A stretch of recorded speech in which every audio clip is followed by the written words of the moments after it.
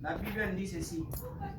Après avoir quitté les droits chemins, ils se sont égarés en suivant la voie de Balaam, fils de Bosor, qui aima le salaire de l'iniquité. Aussi le verset 19.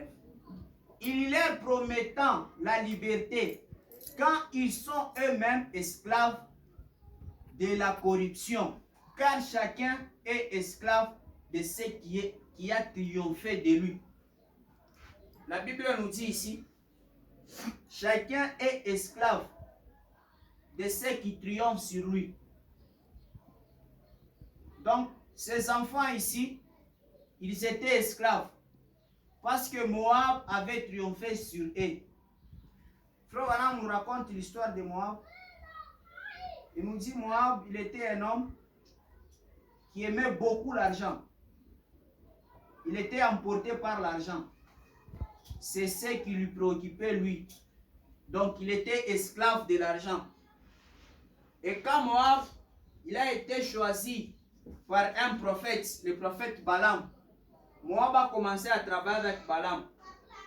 Frère Branham dit, Balaam, il était un prophète, Moïse aussi était un prophète.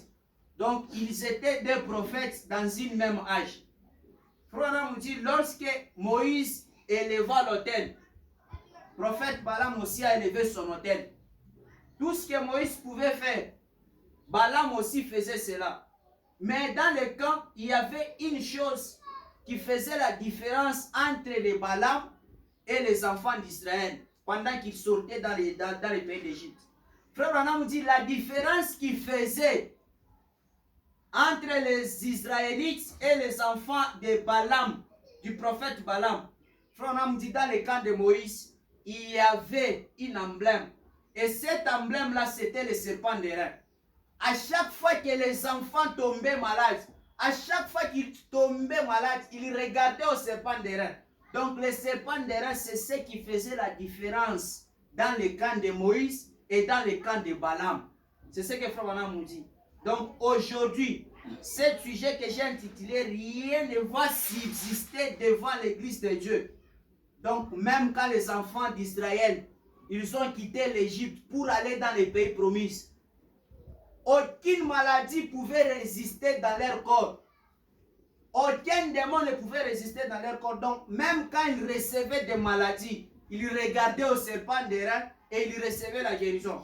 C'est pourquoi nous aussi, dans cet âge ici, dans l'âge de la Odyssée, Frère Branham nous a prédit dès avant son année, il a dit, il y aura des maladies, il y aura des virus différents qui se répandront sur cette terre. Et cela est en train de s'accomplir. Donc, un véritable chrétien, ce n'est pas quand le virus Ebola, si c'est le virus Corona arrive et il commence à se mettre à la prière. Frère Branham nous dit ce n'est pas ça. Un vrai chrétien est prévenu dès avant que la chose arrive. Donc, nous devons nous préparer. On devrait commencer à se préparer dès avant que cette maladie arrive. Parce que ce n'est que le début de ces choses ici en train d'arriver. Nous allons lire dans le livre de J, chapitre 1, verset 12. La Bible me dit ceci.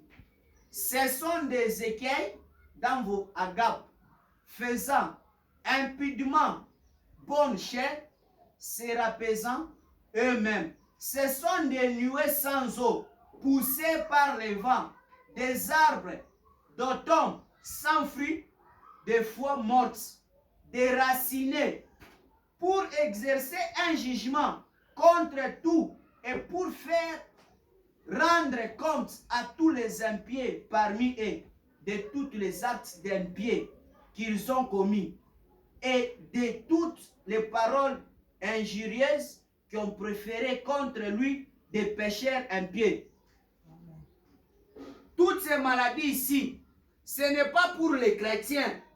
La Bible nous dit tout ce qui pouvait arriver de mal, ce n'était que des récoltes pour les pécheurs. Même dans le pays de Pharaon, tout ce qui arrivait là, ce n'était que des récoltes de Pharaon. Ce n'était pas des choses qui devraient arriver aux enfants des enfants israélites. C'était des choses qui devraient normalement arriver aux enfants de Pharaon dans son camp. c'est ce qu'il devrait rapporter. Et frère Branham nous dit, quand les pandémies se répandront dans les pays, tous ceux-là qui seront remplis du Saint-Esprit, ces maladies ne les atteindront jamais. Parce qu'ils seront protégés par le Saint-Esprit. C'est ça même le véritable remède, c'est le Saint-Esprit. Même quand le monde va pleurer, la pandémie, frère me dit, l'épidémie et la pandémie, c'est deux choses différentes. L'épidémie, c'est quelque chose qui peut se répandre dans une province. Mais la pandémie, c'est une maladie qui se répand partout dans le monde. Comme nous voyons aujourd'hui le coronavirus. Cela n'est pas une épidémie, c'est une pandémie qui se répand partout. Et frère Branham nous dit, pour se protéger contre cette maladie, ce ne sont pas des précoces de l'hôpital. Ce ne sont pas des choses qu'on va prescrire à l'hôpital. Mais c'est avoir le Saint-Esprit. Parce que si vous avez le Saint-Esprit en vous, vous êtes protégé. Je vais appuyer mes pensées avec William Marion Branham dans le message du baume à Galates de 59. Nous allons lire les paragraphes 59 et 54. Frère Branham dit ceci.